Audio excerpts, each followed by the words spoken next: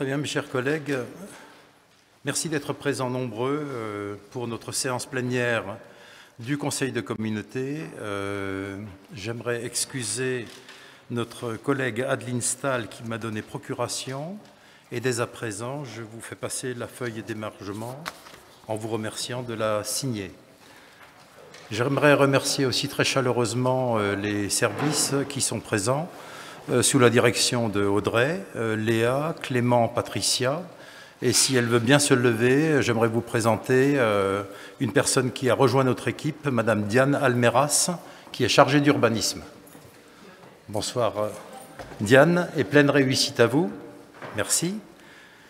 J'aimerais remercier très chaleureusement Benoît et Joël de la société Cardam qui ont organisé la sonorisation de cette salle, puisque toutes les réunions plénières, aussi bien de la communauté de communes, le conseil municipal d'Aubernais et bien d'autres réunions se tiennent dans cette salle qui est entièrement sécurisée, puisque nous sommes séparés les uns des autres au niveau des tables par des plexiglas fabriqués par les agents du pôle logistique et technique de la ville d'Aubernais, ce qui nous permet d'être en sécurité les uns vis-à-vis des autres, d'avoir les distanciations, mais également de poser le masque, en tout cas pour les personnes qui prennent la parole, si nous en sommes d'accord.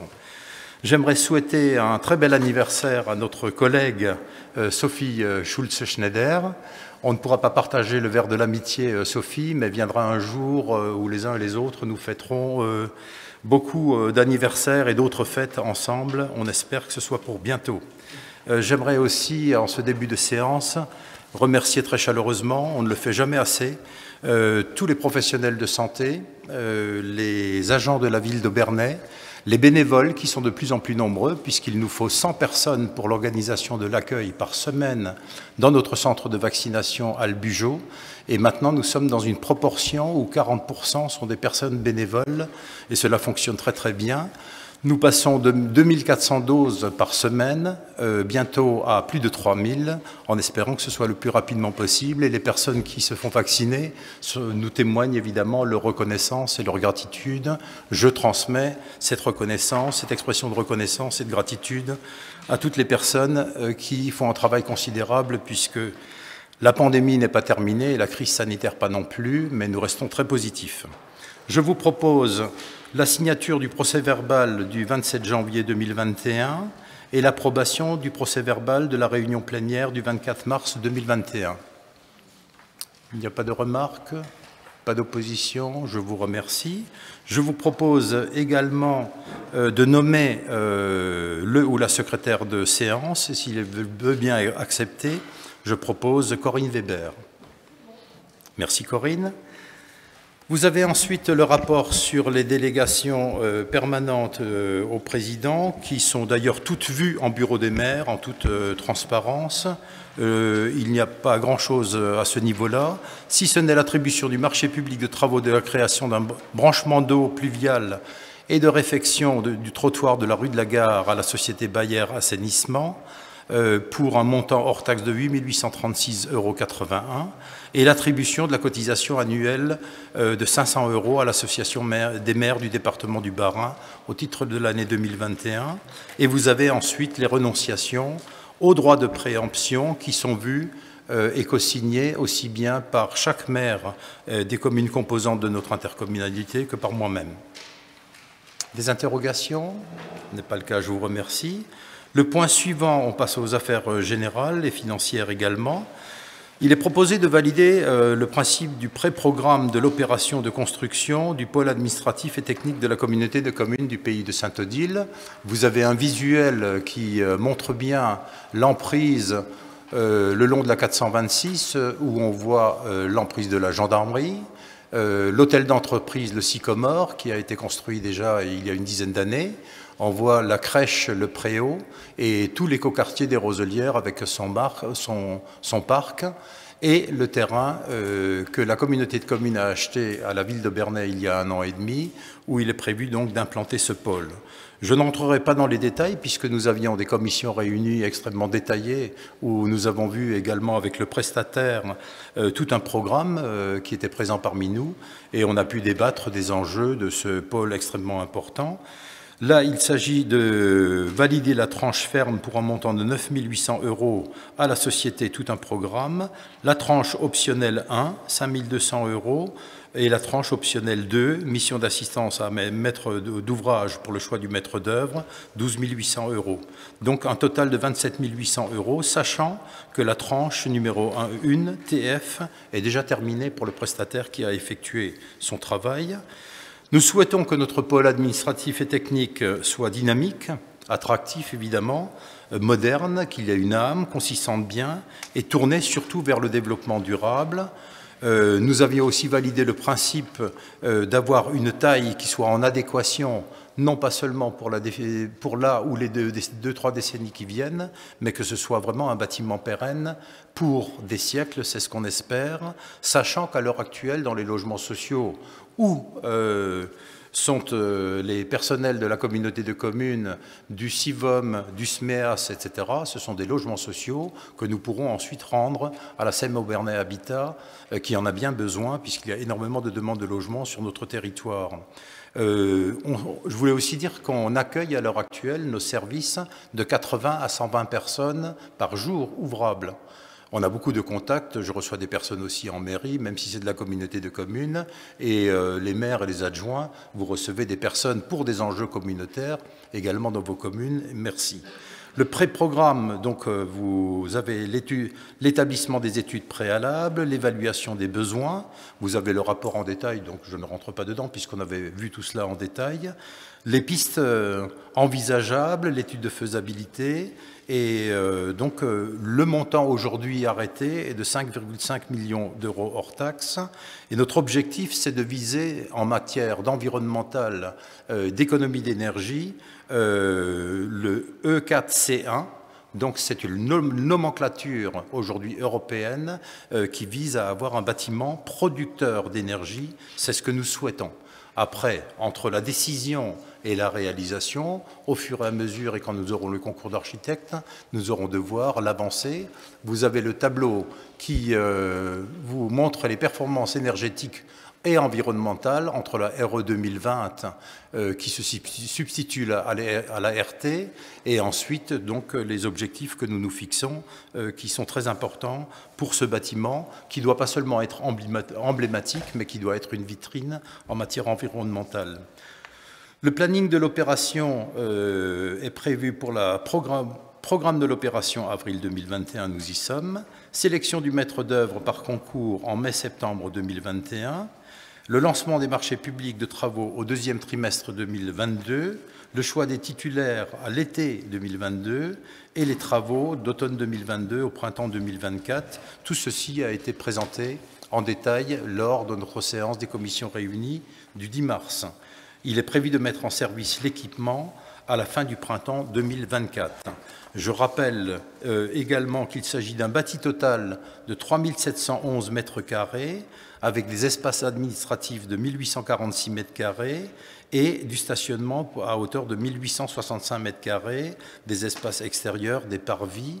Donc c'est un petit peu la vision qu'on a partagée pour ce bâtiment, en sachant que sur le terrain, c'est pas dessiné là, mais entre le préau et ce futur bâti, il y a donc la conduite, qu'on appelle la conduite K2, Cronenbourg, qui passe et qui entraîne une contrainte sur le site. L'objectif, ce n'est pas dans ce rapport de rentrer dans le programme, c'est de valider le cadre du pré-programme tel qu'il vous avait été présenté. Voilà. Je mets ce point au vote. Qui est... Pardon, une intervention, Madame Edel-Laurent, allez-y.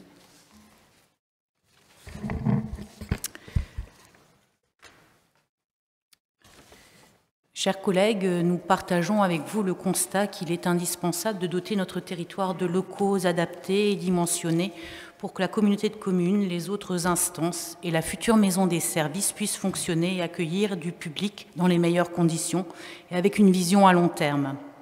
Nous avons pris connaissance dans le détail du pré-programme qui répond bien aux besoins. Au stade de ce pré-programme, pour quelles raisons privilégier le traitement du stationnement en sous-sol ? Il est question d'aménager un parking souterrain de 50 véhicules pour le stationnement du personnel et les véhicules de service, auquel s'ajoutera un parking public de 15 places en surface, estimé à 1 400 000 €, soit quelques 28 000 € la place, hors fondation spéciale, qui pourrait s'avérer indispensable après étude et venir augmenter ce coût. L'aménagement du parking souterrain impacte fortement le coût de construction du pôle administratif. À l'heure des mobilités durables, cette somme est très importante pour un parking réservé qui ne sera utilisé qu'aux heures et jours d'ouverture du pôle administratif. Comme vous le savez, le terrain concerné par ce projet est classé en zone UE, réservée à l'implantation d'équipements et de services publics. Aujourd'hui, le quartier des Roselières est quasiment achevé et déjà la zone tertiaire et commerciale du Sycomore, qui jouxte le projet de la communauté de communes, connaît des problèmes de stationnement. Des besoins existent. Pourquoi exclure de la réflexion une option de stationnement aérien et étudier une mutualisation possible? Le coût d'une place en parking à étage se chiffre habituellement entre 8 à 12 000 € hors taxes. Avec un investissement de 1 400 000 €, une centaine de places sur 2 niveaux pourraient être aménagées. Lorsque le quartier des Roselières avait été esquissé et qu'avec les élus de l'époque, nous avions visité des quartiers précurseurs en Suisse et en Allemagne, notamment le quartier Vauban, nous avions étudié la possibilité de créer un silo à voitures, option qui n'avait finalement pas été retenue. La création d'un pôle administratif avec une vocation publique devrait, à notre sens, intégrer une vision plus ouverte du stationnement. Très bien. Est-ce qu'il y a d'autres expressions? Donc je vais répondre.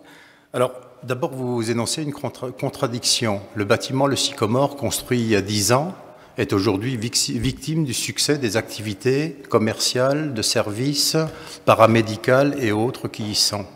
2, le stationnement autour du Sycomore est complètement saturé.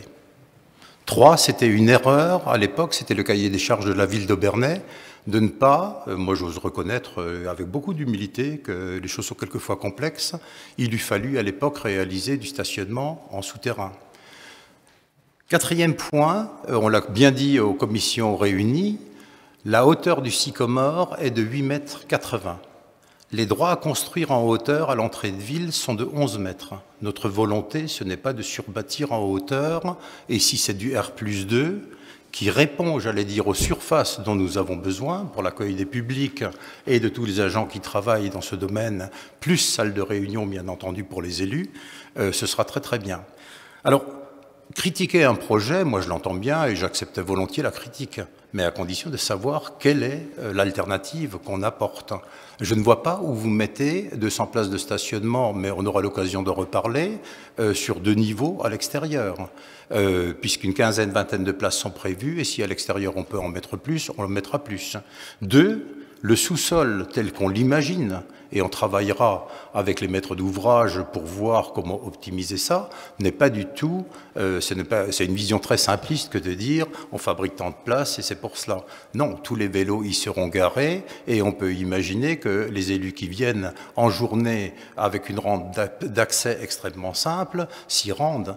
Et on peut imaginer, ce qu'on avait aussi dit lors des commissions, que même des personnels éventuellement qui travaillent au préau, où le parking est saturé également à certaines heures, puissent y mettre leur voiture. Tout ça, ça reste ouvert et ce n'est pas figé. En tout cas, je pense que le groupe majoritaire, je me permets de dire cela, on avait convenu. La simplicité, c'est de construire un bâtiment de 5,5 millions, d'aller dans ce sens-là et de ne pas faire de stationnement en souterrain. 2, c'est aller le lendemain auprès de grands problèmes. 3, ne pas résoudre cela, d'autant plus qu'on peut imaginer que le souterrain, comme je l'avais déjà dit, ne sera que semi-enterré, puisqu'on a les hauteurs qui le permettent, donc ça ne demandera pas un cuvelage majeur, puisse répondre à un besoin de stationnement. Et la mutualisation sera fort probable ou possible, y compris avec peut-être des voisins, on a toujours vu ça, mais néanmoins il faut que ça réponde aux enjeux. Imaginez un jour qu'il y ait 35 personnes qui travaillent dans ce bâtiment, c'est pas demain. Mais imaginons un jour que les périmètres d'une intercommunalité puissent changer. En principe pas dans les 5-10 ans qui viennent, mais les lois se succèdent, les parlements, etc. Donc à voir. Donc c'est vraiment un bâtiment qui doit avoir un sous-sol qui soit en adéquation. Et on peut imaginer aussi qu'une partie d'ailleurs de ce sous-sol puisse totalement être utilisée pour l'équivalent d'une dizaine, quinzaine de places, également pour du stockage dont on a besoin. Je rappelle qu'aujourd'hui, on loue à la SEM, au Bernay Habitat, des garages dont certains de nos concitoyens auraient sans doute besoin pour remiser des affaires, y compris des bacs de poubelle, etc. Donc nous avons une vision plutôt élargie et surtout de ne pas faire étriquer, si je puis dire, en matière de stationnement. Chaque fois, on se rend compte depuis 20 ans, vous avez tous les PLU, les postes, les PLU. On se rend compte dans tous les domaines, que ce soit les activités, je ne parle pas des grandes entreprises qui ont leur parking, mais les PME, etc. Chaque fois, il y a saturation du stationnement, avec exaspération, ça tourne en rond pour chercher des places. C'est absolument invraisemblable, puisque les paradoxes aussi de nos concitoyens, c'est d'aller toujours au plus proche. La chance qu'on a, c'est qu'on est dans une mutation des mobilités qui est très très forte, avec une orientation vers des mobilités autres, alternatives. Plus de personnes aujourd'hui marchent à pied, nous aussi. Plus de personnes se déplacent en vélo, nous aussi. Et donc ça permet d'augurer, j'allais dire, de bonnes choses. Mais néanmoins, se passer de réaliser un sous-sol de ce type-là serait, à notre sens, une erreur. Donc on ira dans ce sens-là. Je mets ce point au vote. Qui est favorable? Donc unanimité, je vous remercie. Le point suivant, c'est le lancement du concours de maîtrise d'œuvre et la composition du jury donc, qui résulte de ce projet pour l'opération de construction du pôle administratif et technique de la communauté de communes. Alors, il s'agit de définir le programme de l'opération, ce qui est fondamental. La détermination de la localisation, on l'a. La communauté de communes est propriétaire du terrain. L'élaboration du programme, on l'a fait avec donc le bureau d'études, tout un programme. La fixation de l'enveloppe budgétaire prévisionnelle, on l'a également. Et je le dis aujourd'hui, je prends date. Regardez l'évolution des coûts des matériaux. Le cuivre, plus 28%. L'acier, plus 30%. Le Brent qui s'envole, il n'y a pas grand monde qui en parle. Bref, on n'a pas intérêt, j'allais dire, à attendre trop longtemps, vu la tension énorme, le bois également, et bien d'autres matériaux. On n'a pas intérêt à attendre trop longtemps. Le planning est arrêté, mais néanmoins, quand on voit les turbulences et la dépendance de la France et de certains pays européens pour l'approvisionnement de toute une série de matériaux dans le domaine du bâti, on peut discuter avec nos PME, j'en ai 3 en tête depuis hier avec qui j'ai discuté de cela, et également un constructeur de bâtiments industriels, les prix flambent considérablement. J'espère que nous n'aurons pas la mauvaise surprise d'avoir un impact sur la réalisation du programme, mais je tiens à le dire aujourd'hui pour prendre date. Donc le financement de l'opération, vous savez que la communauté de communes, nous avons thésaurisé 7 millions d'euros, qui est dû à la dynamique des recettes d'une part, mais également à la bonne gestion, le choix du processus selon lequel l'ouvrage sera réalisé, la conclusion des marchés publics ayant pour l'objet les études et l'exécution des travaux de l'opération. Et donc, on a le concours de maîtrise d'œuvre. Conformément au dispositif du Code de la commande publique, la communauté de communes a recours donc à ce dispositif de concours de maîtrise d'œuvre dans le but de choisir, après une mise en concurrence et avis d'un jury, un plan ou un projet sur la base du programme préalablement porté à la connaissance des candidats. Ce concours sera passé selon les modalités d'une procédure restreinte, car il concerne un marché public de maîtrise d'œuvre relatif à la réalisation d'un ouvrage de bâtiment. On a l'habitude, l'essentiel des projets, la ville d'Aubernais, dans les communes, nous avons tous fait des concours d'architectes et il est proposé de faire la même chose ici, en s'entourant évidemment des compétences nécessaires en matière de personnes qualifiées, j'y reviendrai. La composition du jury proposé, le jury doit obligatoirement être composé de membres de droit et de personnes qualifiées. Ça, c'est la règle du jeu. Les membres de droit sont forcément les membres élus de la commission d'appel d'offres qui font partie du jury. Les personnes qualifiées, pour les 6 collectivités, le jury est composé des membres à voix délibérative de la CAO, soit 6 personnes, et un tiers des membres du jury doit être des personnes qualifiées, soit 3 personnes supplémentaires, en général des architectes des PLG. Donc il est proposé que le jury soit composé de René Hult, de Christiane Zettel, Isabelle Obrecht, Jean-Jacques Stahl, Claude Kraus et moi-même, membres de la CAO. Ensuite, pour les voix consultatives, mais nous partageons tout et nous essayons toujours d'avoir l'unanimité au niveau des bureaux des maires, Jean-Claude Julie, Valérie Rucher, Norbert Motz, les 3 maires complémentaires. Pour les personnes qualifiées, il est proposé l'architecte de la ville d'Aubernais qui est présent depuis 20 ans. Yann Jovelet nous avait rejoint à l'époque. Je lui rappelais ça il y a quelques jours. Je l'avais embauché à l'époque jeune architecte et nous avons fait beaucoup de choses ensemble. Et bien sûr, on va signifier cela à l'ordre des architectes. En général, l'ordre des architectes désigne donc 2 architectes DPLG qui sont nommés ou proposés par l'ordre des architectes. Donc il y a ensuite les attributions du jury de concours. Il appartient au jury d'examiner les plans et projets présentés de manière anonyme par les opérateurs économiques admis à participer au concours.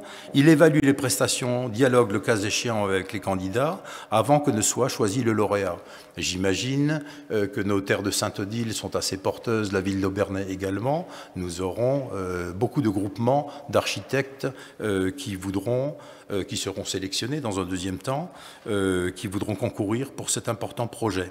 L'indemnisation des candidats au concours, conformément aux prescriptions du Code de la commande publique, une prime est allouée aux participants qui ont remis des prestations conformes au règlement interne. Alors, l'agence Tout un Programme propose que le numéro 2 et le numéro 3, si nous arrêtons 3 candidats, soient indemnisés à la hauteur de 28 000 € hors taxe. C'est la proposition de Tout un Programme. C'est au jury et à notre collectivité qu'il appartiendra de voir si le travail fourni par le 2e et le 3e prestataire mérite d'être porté peut-être à 30 000 – 32 000 €, parce que c'est quand même un travail lourd, étant entendu que le lauréat du concours, le bureau qui gagne le projet, lui se rémunère évidemment avec les indemnités. Lorsque le marché public sera attribué au lauréat, sa rémunération tiendra compte donc de la prime qu'il a reçue pour sa participation au concours. Vous avez ensuite le dispositif de délibération qui reprend le fait d'instituer le jury de concours tel que décrit, de prendre acte de la finalisation et de la mise au point du programme de construction et de me confier la charge de la conduite des suites de la procédure pour lancer donc le concours pour la construction de ce bâtiment. Est-ce qu'il y a des oppositions? Vous voulez intervenir? Allez-y, madame. Oui, je souhaitais simplement dire que, comme à l'habitude, notre groupe n'a pas été sollicité pour intégrer le jury et ne sera donc pas représenté. Et en l'occurrence, nous nous abstiendrons sur ce point. Merci à vous. Donc, qui est favorable à la mise en place de ce jury? Ok, unanimité, moins 2 abstentions. Ensuite, il y a la création d'une commission de contrôle des comptes. Je me permets de rappeler que l'Assemblée délibérante de la communauté de communes a fait le choix de la gestion déléguée d'un certain nombre de ses services publics et en vertu du principe constitutionnel de libre administration des collectivités territoriales. Un rapport qui a pour objet de présenter les principales caractéristiques de ce service public, le choix du mode de gestion, le champ d'application matériel de la délégation de service public et le bilan coût-avantage des différents modes de gestion a été présenté à l'Assemblée délibérante de la communauté de communes pour chaque service public mis en place afin que cette dernière puisse se prononcer à la lumière des données objectives.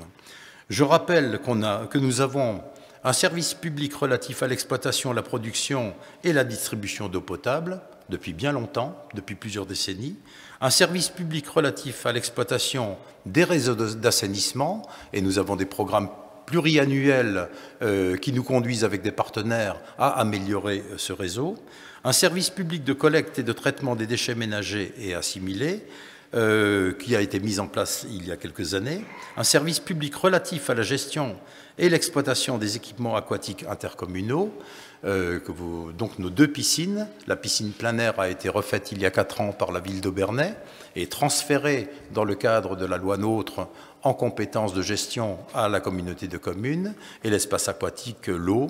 Nous aimerions bien avoir des perspectives de réouverture de ces équipements. D'ailleurs, pour qui l'aurait vu, le nouveau Pantaglis a été mis en place. Ça a été remarquable par les entreprises. Les essais ont été faits hier. Je touche du bois, mais il fonctionne. Il n'y a plus qu'à espérer pouvoir ouvrir cet important équipement. Nous y travaillons, bien entendu, et serons prêts avec le délégataire de services publics. Service public relatif à la gestion et à l'exploitation des structures d'accueil de loisirs sans hébergement, c'est l'ALEF qui est notre délégataire, un excellent travail. Et nous travaillons également avec Arthur Rimbaud pour une partie de la jeunesse. Afin d'assurer donc une transparence absolue, souhaitée aussi par les deux membres du groupe de l'opposition, on avait déjà envisagé de mettre ça en place sous le précédent mandat, il y a 3-4 ans. On va un petit peu plus loin et on propose à l'Assemblée délibérante de créer en plus une commission spéciale chargée du contrôle des comptes. Ah bon, nos comptes sont transparents. 2, ils sont publiés, sauf ce qui relève spécifiquement, je le rappelle, au niveau industriel, des modes de fonctionnement, notamment pour l'attribution des marchés publics. Ce n'est pas nous qui avons décidé cela, c'est le législateur. Et donc, cette commission de contrôle pourra revoir les comptes, même s'ils sont présentés en toute transparence, avec les rapports financiers, les rapports de gestion, les rapports d'activité, à tous les conseils municipaux qui le présentent chaque année, y compris au sein de cette Assemblée. La composition de la commission de contrôle est fixée par la présente délibération et il est proposé qu'elle soit composée par les 6 maires en membres titulaires et en membres suppléants Denis Lehmann, Christiane Zettel, Dominique Joly, Edith Hirsch et Myriam Guéviner. Et vous avez ensuite le dispositif de délibération qui est en adéquation avec les principes du rapport. Donc mise en place d'une commission, sachant qu'elle ne servira en soi pas à grand-chose, puisque par définition, tous les rapports sont communiqués en détail à l'Assemblée délibérante et à toutes les communes. Voilà, vous souhaitez intervenir, Madame Edel, puis Monsieur Reibel.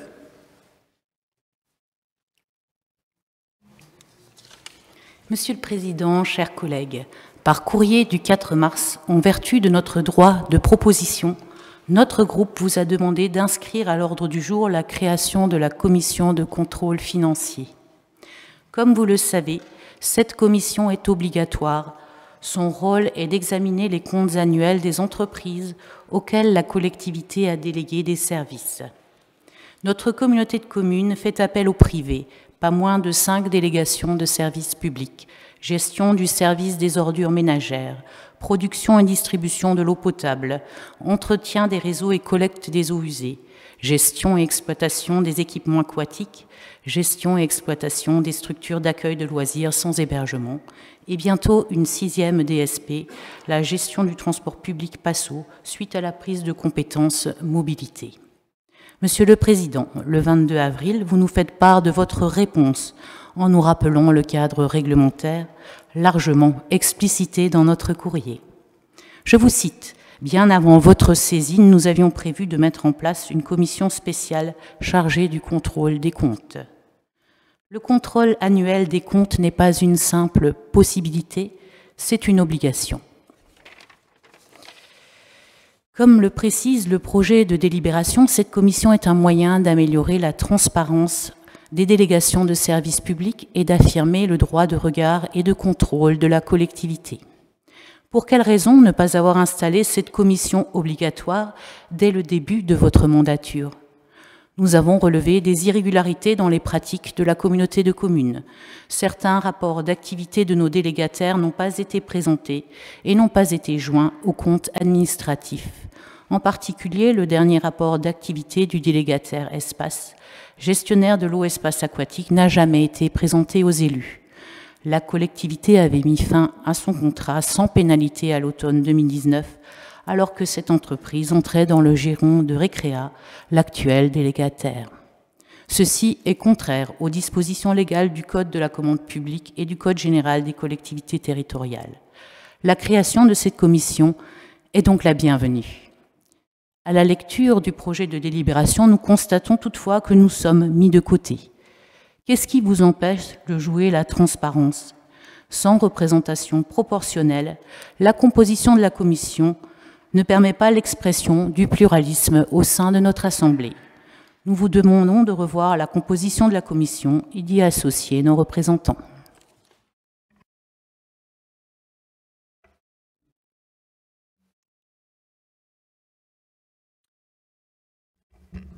Monsieur le Président, chers collègues, en complément des observations de ma collègue Catherine Edel, je souhaite intervenir sur les points suivants. Le premier point concerne effectivement la composition de cette commission.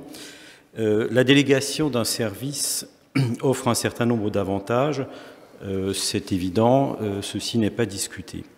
Mais une délégation efficace pour les usagers va forcément de pair avec un contrôle financier efficace, d'où l'importance d'appliquer les préconisations réglementaires. Celui qui doit veiller à la bonne exécution du contrat de délégation, c'est le délégant. Ces différents contrôles sont non seulement nécessaires, ils sont les gardiens du bon usage et de la bonne utilisation des fonds publics. Nous partageons tous ce principe et je m'étonne que vous ayez pris tout ce temps pour mettre en place cette commission. Vous souhaitez assurer une transparence absolue, c'est ce qui est marqué dans le rapport. Vous souhaitez donc une transparence absolue des éléments financiers des services publics délégués en créant cette commission de contrôle des comptes.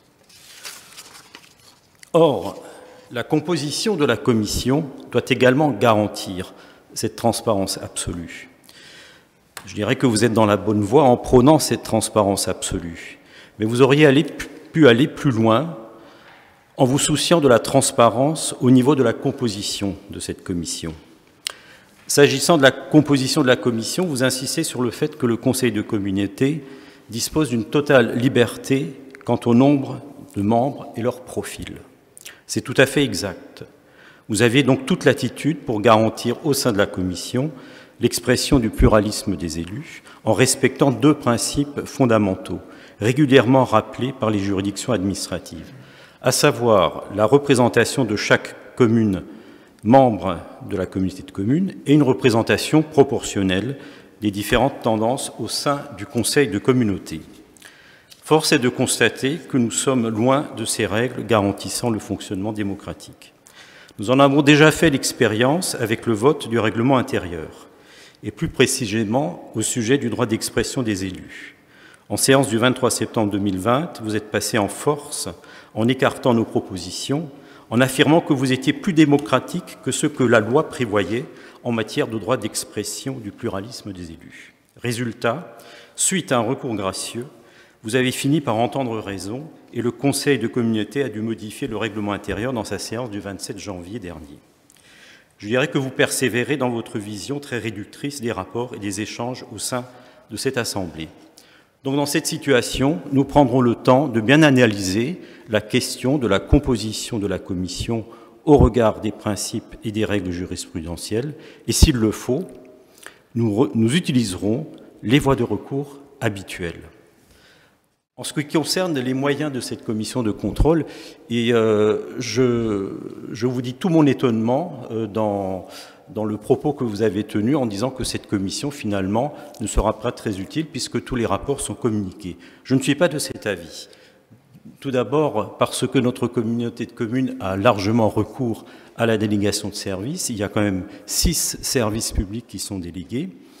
Donc cette commission, elle aura fort à faire. Le contrôle financier est la garantie de la bonne exécution de la mission de service public.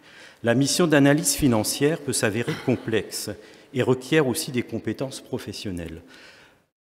Cette commission devra rendre un rapport à l'Assemblée délibérante pour qu'elle puisse exercer son droit de contrôle. Alors ne pensez-vous pas qu'il serait utile de vous entourer d'experts en audit financier pour apporter au Conseil de communauté toutes les garanties d'un contrôle efficace et transparent? Je pense qu'avec le nombre de délégations que nous avons, il y a de quoi faire. Cette commission aura une tâche importante à réaliser et donc le recours peut-être à un conseil extérieur pourrait s'avérer utile. Très bien. Est-ce qu'il y a d'autres interrogations ou des interventions? Si tel n'est pas, je vais répondre. Alors, le sentiment que j'ai en vous entendant, c'est d'abord, sacrément, vous êtes des donneurs de leçons. Ça fait 20 ans que je préside l'intercommunalité, que le travail qui doit être fait officiellement par la commission est réalisé. Vous exprimez, vous êtes 2 élus originaires d'Aubernais, il y a ici 6 communes, avec 24 autres délégués qui sont autour de la table, très humbles, très bienveillants, qui ne sont pas moins que vous. Ni les maires, ni les adjoints, ni les autres délégués. Je trouve votre propos quelque peu méprisant. Vous n'avez pas la panacée ou l'apanage, j'allais dire, d'être meilleur que toutes les autres personnes qui contrôlent. Le contrôle que fera cette commission, en pratique, il est déjà fait chaque année. Vous nous donnez des leçons de gestion, on a prouvé, je crois que depuis 20 ans, et les électeurs dans différentes communes, nous ont renouvelé leur confiance, on n'est plus en campagne électorale pour le faire. Je veux bien entendre, j'allais dire un tout petit peu, des améliorations et ainsi de suite. Vous parlez de transparence.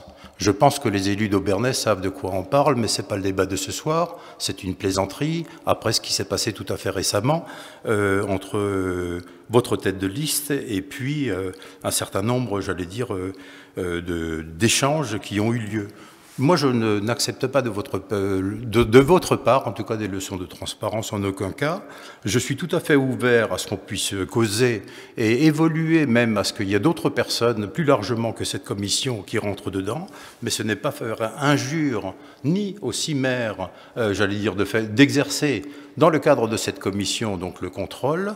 Et puis, Monsieur Reibel, vous êtes peut-être très très loin d'imaginer, j'allais dire, le charge de travail quotidien qu'on a. Je vous concède une seule chose, cette commission aurait pu légalement se mettre en place plus tôt. J'ai vérifié quand même, il y a beaucoup d'intercommunalités où elle n'est pas officiellement en place et où les contrôles de légalité ne disent rien parce que justement la transparence est totale. Je l'affirme, mais je n'ai pas besoin de l'affirmer 2 fois parce que nos concitoyens le savent. Et donc, vous parlez du bon usage du fonds public. On n'a pas attendu également que vous soyez autour de cette table pour faire attention à chaque centime. J'ai noté quelques autres points. Le pluralisme, vous parlez de pluralisme, mais il est là, le pluralisme. Ce n'est pas parce que vous, personnellement, l'un de vous deux n'est pas une commission, que nous, on ne ferait pas preuve de pluralisme. Le pluralisme, c'est aussi les 24 autres délégués. J'ose le dire et je le rappellerai de temps en temps. Il n'y a pas juste vous deux et les autres qui seraient un package. Il y a une expression pluraliste, j'allais dire, autour de la table, très largement. Alors, vous siégez dans des commissions, vous vous exprimez, elles fonctionnent bien, je crois, très très librement, et puis je concède qu'on aurait pu mettre en place cette commission plus tôt. On va le faire ce soir, et je propose un vote actif qui est favorable. J'aurais voulu répondre. Non, je passe au vote. Qui est favorable? Ok. Incroyable. Vous abstenez, vous êtes contre? On s'abstient. Très bien. Au point suivant, donc c'est Jean-Claude July qui nous le présente. Le point suivant s'agit de l'attribution du marché public de prestations intellectuelles relatif à l'élaboration du plan local d'urbanisme intercommunal. Le marché d'études comprend une tranche ferme consacrée à la définition préliminaire des objectifs et des modalités de mise en révision. Cette phase, basée sur un pré-diagnostic réalisé au sein de chaque commune, appréhendera également les évolutions qui pourront être conduites à court terme dans le cadre de procédures d'évolution légère, modifications ou modifications simplifiées notamment, et une tranche optionnelle qui concerne l'élaboration du PLUI proprement dit et qui constituera le cœur des prestations du marché. 6 offres ont été réceptionnées. L'enveloppe financière allouée à l'exécution du marché était de 300 000 € hors taxes. Les prix s'échelonnent entre 199 125 pour le moins 10 ans jusqu'à 347 077 pour le plus cher. VB Process, qui avait présenté une offre à 347 000, présente toutefois une offre économique jugée par la commission d'appel d'offres comme inacceptable et a donc été retirée de la suite de l'étude. Les valeurs techniques des 5 offres acceptables restantes s'échelonnent de 56,6 points sur 65 pour Citanova à 40,4 points sur 65 pour A4 plus A. Cette évaluation est fondée sur les observations suivantes. Premièrement, les moyens humains et matériels dédiés à l'opération. Les candidats présentent des offres de qualité à peu près équivalentes, à l'exception de A4 plus A, qui présente des compétences en matière environnementale insuffisamment justifiées et un dossier imprécis sur les intervenants dédiés à l'exécution des prestations. Méthodologie d'étude. L'analyse fait apparaître de fortes disparités, par contre, là, entre les équipes. Deux offres, les offres Atopia et Citanova, se détachent nettement des autres offres pour l'adéquation de la méthodologie proposée par rapport aux attendus du cahier des charges de la communauté de communes. Citanova, par contre, se démarque plus particulièrement pour la démarche et la palette de prestations proposées pour l'accompagnement des élus dans la définition du projet du PLUI. Sortie, découverte, séminaire, atelier aux étapes, clés de la démarche, travail en stade de la PADD et en ateliers communaux, rencontres individuelles avec les communes en phase de définition des orientations d'aménagement. Forte participation des commissions d'urbanisme municipal en phase d'élaboration du zonage et du règlement. L'offre Atopia, malheureusement, comprend un nombre insuffisant de réunions en phase règlement et présente des réunions mutualisées sur plusieurs communes. La démarche d'animation et de concertation. Les démarches sont bien développées chez Atopia, Citanova et Espace et Territoire. Les offres OTE et A4 plus A sont peu ou insuffisamment développées. Citanova propose en particulier une phase diagnostic PADD, l'organisation d'ateliers thématiques ou d'entretiens avec les acteurs du territoire, acteurs institutionnels, agriculteurs, viticulteurs, acteurs de l'habitat, représentants des PME et chefs d'entreprise. Tout au long de la procédure, une palette large d'outils de communication sera mise en œuvre. Exposition à différentes phases de la procédure, films d'animation, réunions publiques dans chaque commune ou thématique, agriculture par exemple. Le respect du calendrier. Citanova est la seule équipe à garantir un délai soutenu tout au long du développement et une démarche de participation. Ainsi, mes chers collègues, l'offre de Citanova a été jugée comme la mieux-disante, alliant une excellente note technique et un prix de prestation modéré.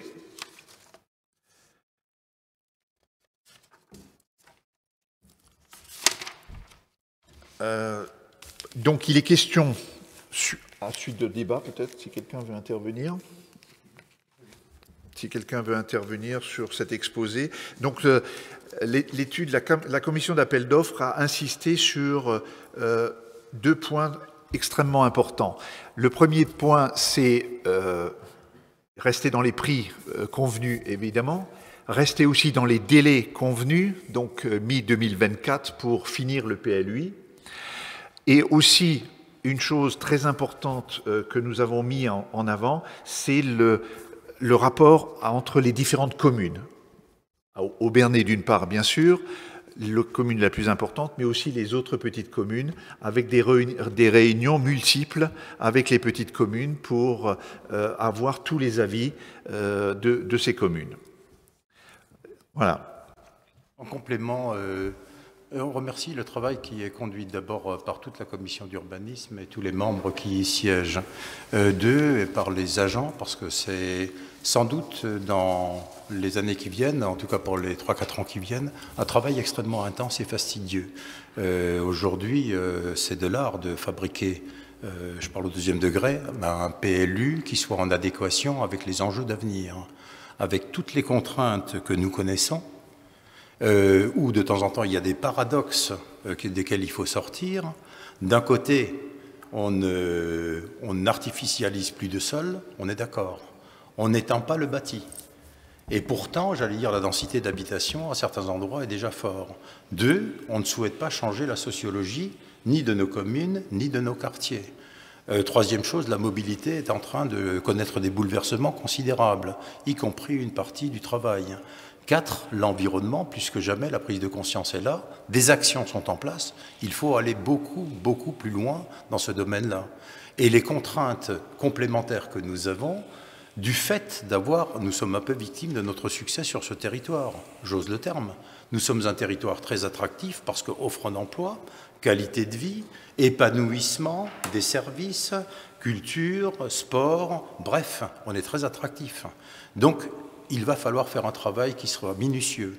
Et donc, il faut s'entourer de gens qui sont extrêmement compétents, sachant qu'en plus de ça, beaucoup de PLU, dans les dernières années, sont, entre guillemets, attaqués lorsqu'il y a la moindre, j'allais dire, faiblesse qui est exprimée dans ce PLU. Et l'objectif, ça a été un travail fastidieux, comme tu l'as dit Jean-Claude, c'est de choisir non pas le moins mauvais, mais d'avoir le meilleur bureau d'études avec des composants, des compétences composites là-dedans pour être autour de nous. Je rappelle un autre point qui est peut-être une caractéristique de notre intercommunalité. Lorsque nous avons dû voter le PLUI, le principe du PLUI, nous avons toujours dit que l'état d'esprit, c'est que les communes sont souveraines dans l'expression de leur vision territoriale de leur ban communal, mais que nous faisons une synthèse, donc il y a presque un double travail, de telle manière à ce que ce soit harmonieux, que ça tienne compte également, j'allais dire, de tous les périmètres autour de nous. Nous ne raisonnons pas que Terre de Sainte-Odile, mais bien évidemment, nous raisonnons également par rapport à la proximité de l'Eurométropole, de la vallée de la Bruche, du Ride, de l'Alsace centrale, du Piémont des Vosges, etc. Donc ça va être tout à fait ardu comme travail, mais également exaltant et passionnant. Et puis, on a aussi pris quelques renseignements concernant les bureaux d'études. Certains sont connus, d'autres un tout petit peu moins. Mais celui qui est proposé d'être arrêté, donc Citanova, ils sont intervenus avec très, très grande satisfaction auprès des populations et des élus qui les ont retenus. Donc, ça augure de bonnes choses, sachant que la commande publique émanera d'ici. Et, j'allais dire, le vice-président, donc Jean-Claude Julie, mènera les débats très largement, évidemment épaulé de notre part, parce que ce sera intense. Je mets ce point au vote. Qui est favorable? Unanimité, je vous remercie. Valérie Rucher nous présente les deux points suivants. Oui, donc l'attribution des subventions pour l'acquisition de vélos, en vélo neuf en avril 2021. Donc un petit rappel, afin de maintenir une incitation forte à une solution de mobilité performante, il est proposé dans le cadre de la délibération 2019/01-12 du 13 février 2019 d'autoriser le versement de subventions par vélo acquis et utilisé sur le territoire. Alors, il s'agit d'accorder des subventions pour 73 bénéficiaires pour un total de 7 780,24 €. Alors, par rapport à la répartition, on a 60 VAE, donc vélos à assistance électrique, 12 vélos classiques, un tricycle. Alors, à ce jour, pour vous donner, par rapport au démarrage de la campagne, on a aujourd'hui un total de 401 vélos à assistance électrique, 210 vélos classiques et 7 tricycles. Aussi, pour rappel, quand même par rapport au montant des subventions, pour un vélo à assistance électrique, aujourd'hui la subvention est de 120 €, un vélo classique est de 60 € et un tricycle 180 €. Donc, depuis le démarrage de cette opération, on a une dépense d'à peu près 1 million d'euros et l'aide de la Comcom est à hauteur de 57 000. Et au niveau des aides, on est maintenant aux alentours de 618 aides depuis le démarrage. D'accord. Voilà. Alors, je me permets juste une petite correction. Oui. Des dépenses d'1 million d'euros, on précise, c'est les habitants que nous avons subventionnés qui ont dépensé plus d'1 million d'euros, 1 million 10 000 d'achats. Et nous, la communauté de communes, on a subventionné pour 57 000, donc c'est environ 6% en moyenne, tiens à le préciser.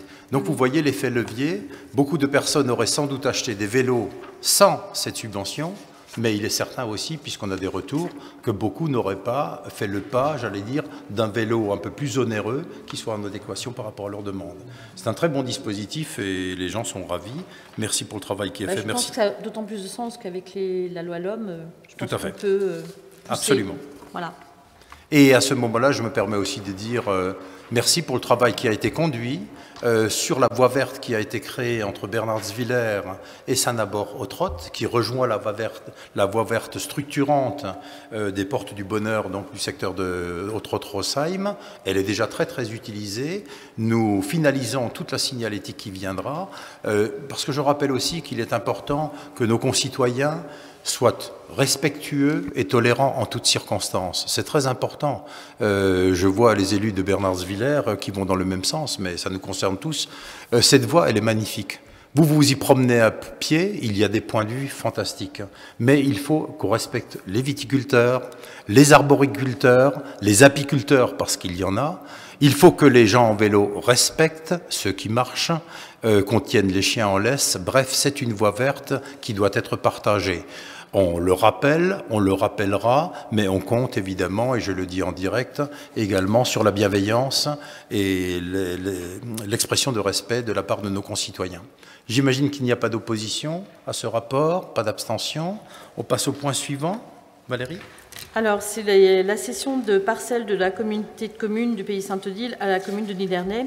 Alors, pour rappel, dans le cadre de ces acquisitions foncières pour l'aménagement de l'itinéraire cyclable, la communauté de communes s'est rendue propriétaire de nombreuses parcelles le long des douves. Et en fait, la commune de Nidernais a donc saisi la Comcom pour l'acquisition foncière de 2 parcelles dans ce secteur. Alors c'est donc, comme c'est affiché, donc tout ce qui est en rose. Donc en fait, c'est la section 72, la parcelle 407 et 272, qui couvrent respectivement 25,7 arts et 5 arts. Et en fait, la commune de Nidernais souhaite y développer une aire de jeu, une aire de loisirs pour ses habitants. Donc ces parcelles n'étant pas destinées à la bonne, enfin n'étant plus destinées à la bonne organisation des compétences de la Comcom, il est donc proposé de saisir cette opportunité pour valoriser le foncier. Donc je vous propose d'approuver et de procéder à la cession à titre onéreux et en pleine propriété de l'emprise pour donc au total 30 à 25 par un acte en la forme administrative de l'équipement public de la Comcom. De fixer le prix du terrain nu à 250 € l'art, ce qui nous fait un total de cession de 7 562,50 €. Donc d'approuver complémentairement le prix de vente donc, de 250 €. Bien sûr, la recette globale de 7 562,50 €. De noter que la commune de Nidernais prend en charge l'ensemble des frais et dépenses relatifs à la constitution des actes d'arpentage et notarial, notariés. D'autoriser en conséquence la rédaction d'un acte administratif de vente par Monsieur le Président. D'autoriser Monsieur le Président de la Comcom de recevoir et authentifier l'acte dans les conditions prévues par la loi. De désigner René Holt en qualité de vice-président pour représenter la Comcom au moment de la signature de l'acte et de prendre acte du fait de l'authentification et la publication régulière de l'acte au service de la publicité foncière rendra l'acte exécutoire et entraînera donc le transfert de propriété au profit de la commune de Nidernais. Et je voulais vous en remercier parce que pour nous c'est un vrai bonheur et les habitants attendent ça avec un vrai plaisir. Plaisir que nous partagerons évidemment. Alors ça c'est aussi la résultante, vous voyez, de l'anticipation. Quand nous avons réalisé la piste cyclable qui contourne un peu Nidernais et qui va jusqu'au lotissement en bas et ensuite qui continue vers Walff par le chemin d'itinéraire mixte, et la réalisation de la piste cyclable en site propre entre Nidernais et Meistratzheim, nous avions l'opportunité d'acheter des parcelles entières, la communauté de communes. Et on savait bien qu'il y avait des délaissés. La règle du jeu, c'est de le laisser en exploitation aux agriculteurs sur la partie dont on n'a pas besoin. Et aujourd'hui, le résiduel, en fait, entre guillemets, on le vend à la commune de Nidernais. Ce qui est bon pour la commune de Nidernais est bon pour les autres communes, est bon pour tous les habitants. Donc nous sommes très heureux de partager ce point. Cession de la Comcom à Nidernais qui pourra l'exploiter pour y faire une aire d'agrément qui soit en adéquation avec ce que vous avez exprimé et les besoins de votre population. Voilà. Il n'y a pas d'opposition, je suppose, pas d'abstention, je vous remercie. Et c'est Claude Kraus qui nous présente les rapports des gestions de l'eau potable et de l'assainissement, donc les 4 rapports suivants. À toi, Claude. Donc c'est pour les conventions de groupement de commandes entre les communes de Maestratsheim, d'Innenheim et de Niederner avec la Comcom du pays de Saint-Odile. Donc la Comcom, les travaux d'aménagement de voirie nécessitent un renouvellement de réseau. Donc de ce fait, la communauté de communes du pays de Saint-Odile avec les communes de Maestratsheim, Niederner et Innenheim veulent faire mise en œuvre de groupements de commandes pour réalisation des études et des travaux pour remettre en cause l'exercice respectif de leurs compétences. Le recours donc, du groupement de commandes a l'avantage de mutualiser les démarches et les procédures de passation de marché public, ainsi que les frais d'études d'ingénierie, et obtenir de meilleures conditions tarifaires dans ce sens-là. Donc pour les communes de Niederner, les travaux prévus entre 2021 jusqu'à 2023, donc Niederner, il y a la rue des Pierres, il y a la rue des Oiseaux et la route d'Erstein. Pour la commune de Maestratsheim, il y a 2 opérations, la rue des Vosges et la route de Walf. Et pour la commune d'Innenheim, il y a la rue de la Première Armée, la rue de la Liberté et rue Charles-Fred. Donc de ce fait, ça permettrait de faire des groupements de commandes pour effectivement avoir de meilleurs prix et aussi soulager un petit peu nos secrétaires de mairie pour la passation des marchés qui est assez fastidieux. Donc, je demande d'approuver le groupement de commandes entre la communauté de communes du pays de Saint-Odile avec la commune de Maestratsheim, de Niederner et d'Innenheim et d'autoriser le président à signer les conventions respectives. D'accord. Merci Claude, on travaille bien ensemble et c'est habituel. Donc voilà, pour chaque point. Il n'y a pas d'opposition, j'imagine, pas d'abstention, merci. Le point suivant. Donc, c'est la convention de transfert temporaire de maîtrise d'ouvrage entre la communauté de communes du pays de Saint-Odile et la ville d'Aubernais pour l'opération d'aménagement de la rue du Général Leclerc et l'extension du périmètre de la convention à l'ensemble du plan vélo urbain d'Aubernais. Donc à Aubernais, la ville d'Aubernais souhaite entreprendre des travaux de création de pistes cyclables et de voies vertes. Donc la création de pistes cyclables pour les aménagements de rue du Maréchal Juin, la voie de contournement D422, rue du Général Gouraud et rue du Général Leclerc. La création d'une voie verte entre la rue des Coteaux et la rue du Génie sur 500 mètres linéaires et la création d'une liaison cyclable aussi entre l'Aisne, près du collège Frépel et la rue de l'Arde de Tassigny. Donc dans ce cadre-là, la communauté de communes du pays de Saint-Odile souhaite profiter de ces travaux afin de procéder au renouvellement d'équipements de ces tronçons. La totalité des réseaux d'eau potable et d'assainissement ne sont toutefois pas concernés. Les secteurs concernés sont la rue du Général Gouraud, avec un renforcement de conduite d'eau potable et un renforcement de conduite d'assainissement. Dans la rue du Général Leclerc, il y aura un renouvellement et l'aménagement de la voirie. Il y a un renouvellement de conduite d'eau potable et un gainage de la conduite d'assainissement sur 400 mètres linéaires. Et rue du Coteau et rue du Génie, il y a un renforcement de la conduite d'eau potable en fond de crise et le renouvellement de la conduite d'assainissement. Donc, c'est les travaux qui sont prévus dans ce cadre-là, de conditions de transfert du maîtrise d'ouvrage qui va être fait. Et la ville d'Aubernais exerce en tant que bénéficiaire du transfert la fonction de maître d'ouvrage pour l'ensemble des opérations concernées. La nature des transferts et maître d'ouvrage, la convention temporaire de maîtrise d'ouvrage repose sur un mandat. Désignation de la ville pour assurer la maîtrise d'ouvrage de l'ensemble de l'opération, le financement primitif de l'ensemble des dépenses de l'opération par la ville d'Aubernais, la Comcom remboursera sa part au coût réel, le transfert temporaire de maîtrise d'ouvrage présentera en outre l'avantage de mutualiser les démarches et les procédures de passation du marché. Donc, je demande d'approuver la convention de transfert temporaire de maîtrise d'ouvrage entre la Comcom et la ville d'Aubernais pour les travaux de la rue du Général Gouraud, rue du Général Leclerc, rue du Coteau et rue du Génie. Et Monsieur le Président a signé la convention. Merci Claude. Ce point a été débattu en commission au assainissement le 3 mars, a été validé par la commission et a été voté également au conseil municipal d'Aubernais le 19 avril. Des oppositions ? Des abstentions? Je vous remercie. Point suivant, Claude. Donc, il y aura une deuxième convention de transfert entre la Comcom et la ville d'Aubernais sur le réaménagement du secteur du rempart Monseigneur Caspar et l'extension donc, du périmètre de la Convention à l'ensemble de la trame viaire du cœur de la ville d'Aubernais.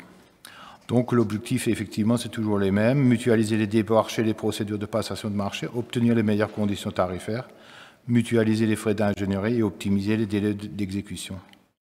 Donc, de ce fait, il y aura à nouveau une convention qui est conclue par la Comcom avec la ville d'Aubernais pour les études d'assainissement, adduction d'eau potable et le réseau sec.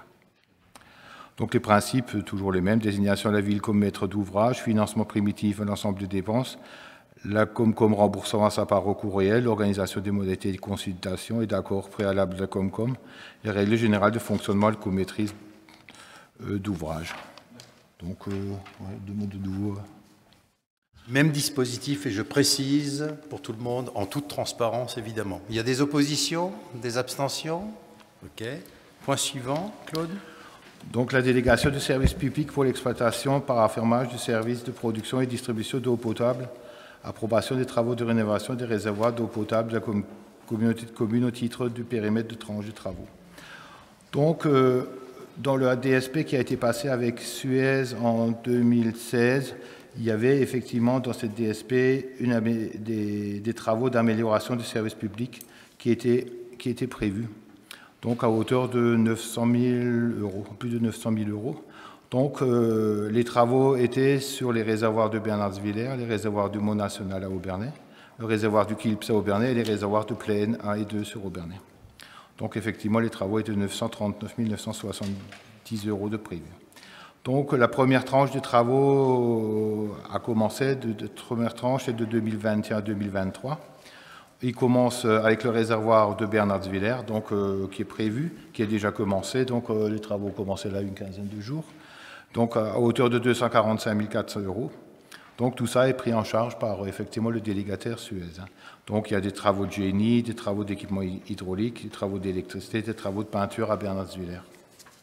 Sur le réservoir du Mont National, il y a 152 700 euros de travaux de prévis, toujours du génie civil, des équipements hydrauliques et des travaux d'électricité avec des travaux de peinture aussi.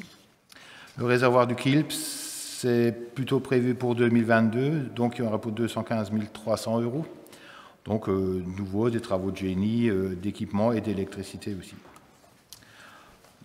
Donc, les stations de Bernardsvillers, de Kraut, Tergersheim et le réservoir de Plénin, aussi, il y a des travaux de 60 800 euros de prévus. Donc, la première tranche des travaux impacte l'enveloppe financière des 939 000 euros à hauteur de 674 200 euros.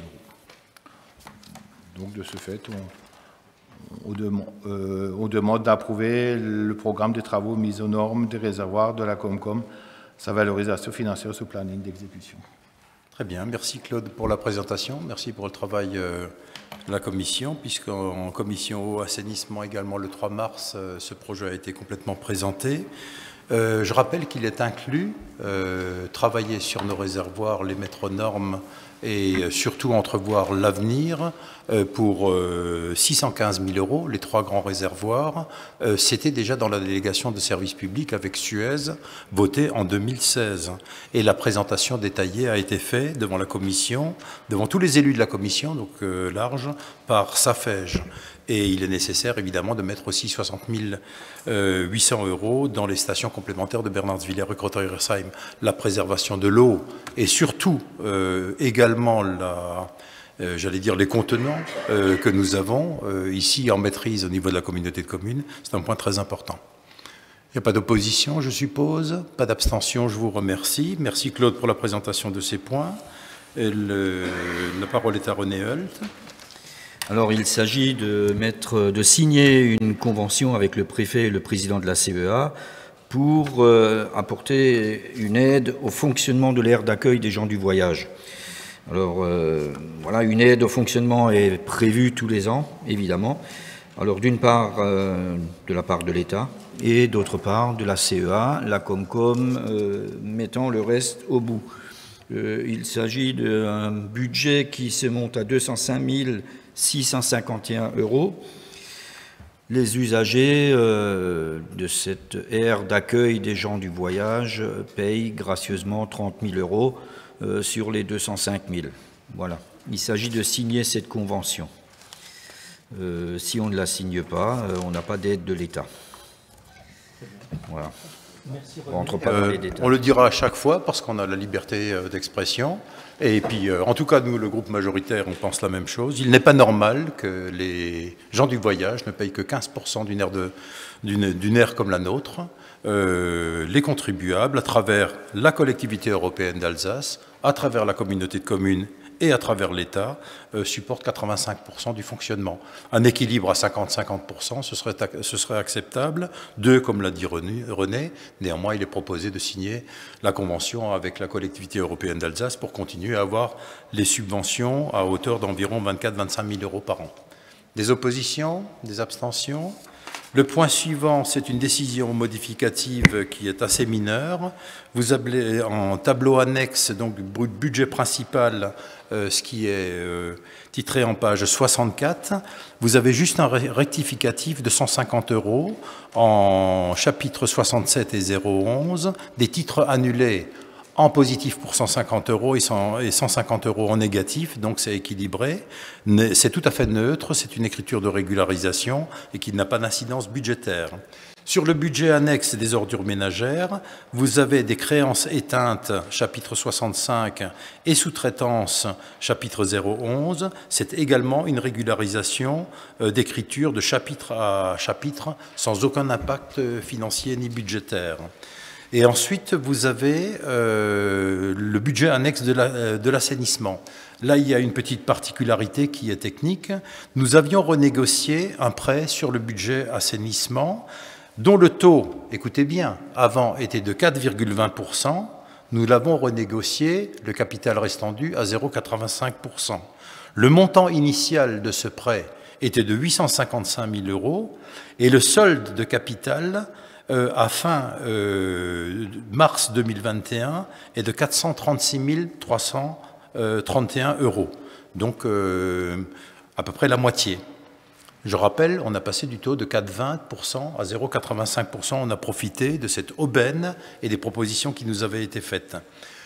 On a inscrit évidemment tous ces éléments dans les différents chapitres financiers et la DGFiP donc n'a rien vu, on a tout fait dans les règles de l'art. Néanmoins, le nouveau comptable, donc M. Rémy Aerstein, nous a vu en disant que l'inscription n'était pas dans les bonnes lignes concernant la renégociation de ce prêt et demande des affectations différentes en chapitre et en article de ce qui avait été validé précédemment avec la perceptrice. Je le dis une fois de plus en toute transparence, voilà, ça c'est fait. Et donc en l'occurrence, c'est les imputations que vous avez sur le refinancement de la dette, les différents chiffres, vous les voyez, en opération réelle et en opération d'ordre. Donc c'est à la demande du nouveau directeur des finances locales que nous faisons cette modification, alors que nous avons donné des instructions, si je puis dire, techniques ou technico-financières un peu différentes lors de la renégociation. Y a-t-il des oppositions, des abstentions? Je vous remercie. Le point suivant, les deux points suivants, c'est Norbert Motz qui nous les présente.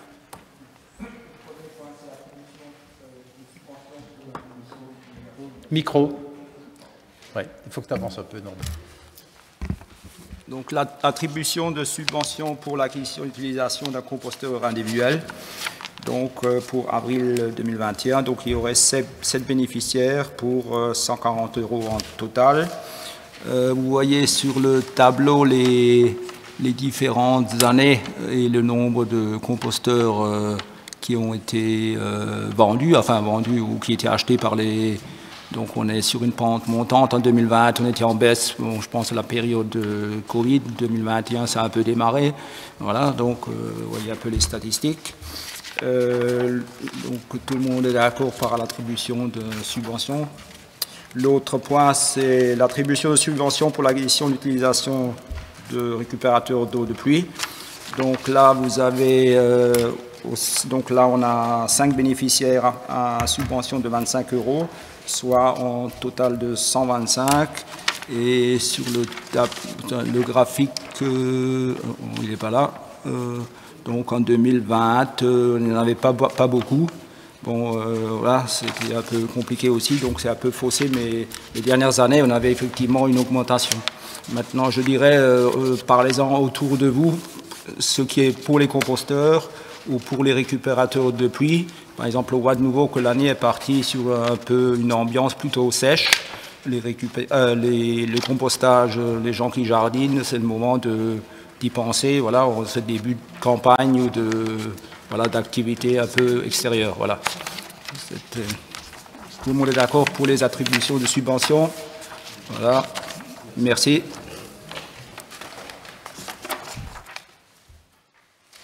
Voilà, c'est des bons petits dispositifs, mais ça ne veut pas dire que si nous, on n'en finance pas tellement, que les gens n'en achètent pas. Mais il faut aller beaucoup plus loin dans ce domaine-là. Site internet de la ville, de la communauté de communes, les réseaux sociaux relaient ça, évidemment. Alors quand des personnes tombent juste sur cette proposition de subvention, évidemment, elles sont ravies et ça contribue un tout petit peu à préserver notre environnement, à économiser de l'eau, et c'est bien ainsi. Je donne maintenant la parole. Il y a deux choses. D'abord, il y a les points divers et ensuite il y a les questions, deux questions. Jean-Claude. Oui, donc je reviens sur l'unité de micro-cogénération de l'espace aquatique de l'eau. Donc je vous prie de m'excuser profondément. C'est moi qui ai présenté ce sujet et visiblement je l'ai mal présenté parce que vous n'avez pas bien compris, enfin le groupe Imaginons Aubernais n'a pas bien compris ce que j'ai raconté. Visiblement il s'inquiète de savoir comment est-ce que Espace Récréa va récupérer son argent et surtout va vendre l'électricité à AES. À la limite, je vous dirais que on s'en moque un peu. C'est pas le problème. Je vous rappelle que la communauté de communes a signé une délégation de service public avec Récréa. C'est Récréa qui nous a, enfin avec son sous-traitant NG Solutions, qui nous a proposé des solutions d'investissement d'une centrale micro-cogénération pour faire des économies. Ces économies, c'est eux qui doivent les faire, pas nous. En contrepartie, nous investissons sur un appareil de cogénération et en s'investissant et en faisant ces économies, ils nous reversent 32 000 € par an, peu importe ce qu'ils font comme économie eux. Donc notre coût, si vous regardez les données financières, je ne sais pas si on les a encore de la dernière fois, l'investissement de l'appareil est à 240 000 € hors taxe. Ce que nous avons mis entre le gain et le coût engendré, c'est juste pour information. L'économie annuelle, c'est ce que reverse Récréa à la Comcom, ou ce que la Comcom ne payera pas à Récréa pour avoir fait ces économies de 32 000 €. La vente d'électricité regarde Récréa et son sous-traitant NG Solutions et l'ES. Ne nous regarde pas nous. Donc de toute façon, les 32 000 € nous reviennent effectivement tous les ans. Et donc les 240 000 € sont, il y a le retour d'investissement et bien comme je l'ai dit le 28 avril de 7 ans et demi pour récupérer ces 240 000 €. Maintenant, pour vous rassurer complètement, vous avez aussi en copie le courrier d'ES qui confirme bien qu'un contrat a été reçu de NJ Solutions pour un achat d'électricité. Voilà ce que j'avais à dire là-dessus. Je pense que c'est un peu plus clair maintenant. Merci. S'il vous plaît. Puisque M. Reibel avait interrogé sur le dispositif C3, donc nous, en fait, on avait pris les devants avant que ce soit abrogé début d'année, et tout avait été négocié précédemment à l'automne d'avant, avec la sécurisation totale donc des contrats signés, comme l'a dit Jean-Claude à l'instant, économie annuelle 32 000 € par an, c'est quand même considérable, et les gains d'électricité, vous les avez en détail sur les solutions qui ont été proposées par Espace Récréa, avec le travail fait par NJ Solutions avec l'électricité de Strasbourg. Voilà, M. Reibel, si vous voulez. Oui, bah écoutez, je vous remercie pour ces précisions. Moi, j'avais tous les éléments qui figuraient dans le rapport. Alors effectivement, c'est bien le délégataire qui va faire des économies d'énergie, je suis tout à fait d'accord. par le biais d'un compte de contrat spécifique avec ES, est-ce qu'ils sont encore en vigueur, est-ce qu'ils sont encore possibles ou non? Ça a été l'objet de ma question. Donc, pour moi, la question de l'investissement, puisque là c'est la communauté de communes qui procède à cet investissement, on voulait s'assurer qu'il y a effectivement un retour. Donc, par rapport aux précisions que vous avez apportées, si le délégataire reverse effectivement 32 000 € tous les ans, indépendamment de la revente d'électricité et des modalités de revente d'électricité à ES qui, à la limite, ne nous regardent pas, la présentation est effectivement différente. Mais comprenez aussi la question qu'on s'était posée et pour laquelle vous avez apporté des éléments qui nous satisfont. Très bien. Alors, ce n'est pas le délégataire qui reverse 32 000 € à la Comcom, c'est la Comcom qui versera 32 000 € de moins à ce qu'ils doivent. Voilà, merci. Nuance, ok. Donc, et en même temps, c'est la réponse détaillée à une des deux questions que vous avez formulées par écrit. Et donc, je souhaiterais répondre concernant une deuxième question. Nous avez interrogé concernant la gestion financière. Oui, pardon. Oui, on a posé la question, donc on souhaite en faire état devant nos collègues. Donc effectivement, concernant la deuxième question, c'était également une précision par rapport aux recettes fiscales issues de la CVAE, puisque d'un point de vue chronologique, nous avions tout d'abord un débat d'orientation budgétaire où il y avait une estimation de la DGFiP en fonction des informations qui avaient été données par l'administration pour un montant de 2 962 857 €. Ça, c'était au mois de janvier et fin mars, donc nous avons voté le budget et vous étiez parti sur un montant moindre par prudence, donc pour 2 567 001 €. Et j'aurais voulu savoir si, au moment donc de la notification des recettes fiscales fin mars, le chiffre avancé par l'administration fiscale était confirmé ou non.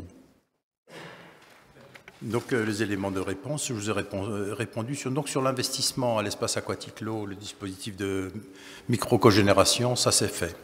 La question numéro 2, donc je réponds en général à la gestion financière de la communauté de communes dans le cadre du débat d'orientation budgétaire que nous avons eu, du vote du budget primitif, mais aussi en général des comptes administratifs, l'état d'esprit. La communauté de communes, depuis le début de son existence, a fait preuve de discernement et de rigueur dans le cadre de ses orientations budgétaires tous les ans, pour l'ensemble de ces budgets, puisqu'il y en a 6, et de prudence dans le cadre des énoncés financiers permettant l'organisation des débats d'orientation budgétaire. Je rappelle que les débats d'orientation budgétaire existent depuis 17 ans à peu près, et quelquefois sont déjà le cadre des budgets, autant qu'on puisse avoir les grandes orientations bien entendu, mais également l'extrapolation des recettes fiscales de la part des instances financières. La pandémie Covid-19, j'aimerais quand même le rappeler, qui frappe durement l'ensemble des pays du monde depuis 1 an et demi, impacte lourdement la France. À ce jour, les coûts induits sont estimés à 420 milliards d'euros sur 2020 à 2022, qui s'ajoute à la dette de la France qui était de 2 340 milliards d'euros en mars 2020. Je m'arrête un tout petit peu là-dessus parce que la dette file et de temps en temps, quand on a entendu pendant des mois, quoi que cela coûte, il y aura des limites à ça évidemment, mais d'abord protéger nos concitoyens. C'est bien dans ce cadre-là que pour le débat d'orientation budgétaire, nous avons été très prudents. Quand nous préparons un débat d'orientation budgétaire en novembre, décembre, nous n'avons pas d'indicateur sur les décisions des pouvoirs publics, encore moins du ministre des Finances, sur les dotations. Et on se disait, il y a des risques ou des malchances, qu'il y ait peut-être, malgré toutes les annonces diverses et variées de la part des ministres, qu'il y ait une baisse de dotation à un niveau ou à un autre. Tout ceci a été dit, a été répété, a été partagé ici dans cette Assemblée. Donc, comme nous l'avons toujours fait, nous avons fait de prudence, un peu plus de prudence que les années précédentes, lors du débat d'orientation budgétaire pour l'exercice 2021, ne sachant en rien les conséquences de nos ressources en matière de CVAE. C'est le deuxième point. On est bien en contact au quotidien avec toutes nos activités économiques, en tout cas hebdomadaires, si je puis dire, mais savoir les impacts que ça avait sur les recettes de la CVAE, ça, on ne le mesurait pas tout à fait. Suite aux perturbations qui ont subi de plein fouet en 2020 par beaucoup de nos activités économiques. Donc, je réponds précisément, M. Reibel, l'estimation de la CVAE au débat d'orientation budgétaire le 27 janvier 2021 est bien inscrit pour la CVAE 2 567 001 €. L'estimation de la DGFiP à la même période était de 2 962 857 €, c'est-à-dire un delta qui est de l'ordre de 400 000 € de plus. Ben, tant mieux. Sachant que la DGFiP nous a bien fait part de leur réserve quant à ce montant, le temps de notifier les bases. Donc nous avons eu raison d'être prudents. Les notifications à la communauté de communes par la DGFiP de l'État 1259 a été fait le 6/4/2021 où un montant de 2 862 172 € nous a été notifié pour le montant de la CVAE, soit une baisse de 100 685 €. Là où nous avions la crainte d'avoir une baisse de 300-400 000 €, nous avons eu une baisse de 100 685 €, soit moins de 3,4%. Ouf, permettez-moi de dire ça. Ça veut dire qu'il y a quand même des activités économiques qui ont généré de la valeur ajoutée de la CVAE. Mais, et c'est peut-être le point le plus important, ce montant est une notification. C'est une notification et ne constitue pas un engagement ferme sur les versements définitifs à intervenir jusqu'à fin 2021. Tous les élus qui sont autour de la table, dans vos communes, dans les intercommunalités, nous savons qu'il y a ce qu'on appelle couramment les centimes additionnels de fin d'année, ou alors de temps en temps des moins bonnes surprises avec des dépréciations, j'allais dire des versements. Nous sommes tous passés de temps en temps par des bonnes surprises dans les 20 dernières années, soit par des deltas qui ne sont pas versés. Donc à l'heure actuelle, j'ai répondu très très précisément à vos demandes et je vous en remercie parce que ça permet d'expliciter encore plus largement.